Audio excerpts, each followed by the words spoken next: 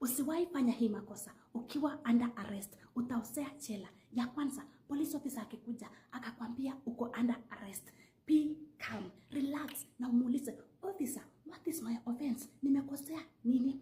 Don't resist arrest. Usikatae pingu, hiyo ni makosa. Ya pili, officer anakwambia you have right to remain silent. Anything that you are going to speak will be used against you in the court of law. Watu wengi wanaona hii kama msaha. Wacha nikuibie siri. Most officers wanakuanga na hidden camera yenye inamulika mtu, yenye inachukua voice.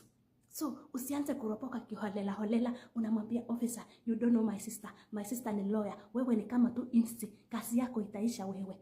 Ngoja utaona.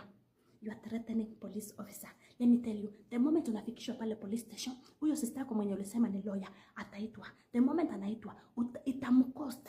Ataambiwa lipa 300 pound. As rules ya officer ni you have right to remain silent. Lakini uliropoka kuthreaten police officer.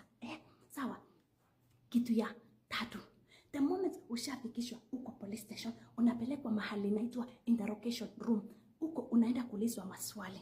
So, sikia, police officers are trained, wameenda training ya kuuliza maswali. Na tena kuwa patient. Officer anakuuliza maswali, lakini ukiangalia hivi kwa kona, kuna chama unaona ako kwa kona, ni kama na mind tu business yake. Ni kama hata asikii stories zenu yenye officer anakuuliza maswali. Yeye tu anafinya tu simu hivi. So, officer anakuuliza, Onyango, date fulani 15 usiulipa. So, unasema officer, mimi sikuiba. Officer anakuambia, haya, unaona hiyo haya itakufanya sasa uendelee kuongea. Sasa utafeel kitu unasema, sasa sikufanya.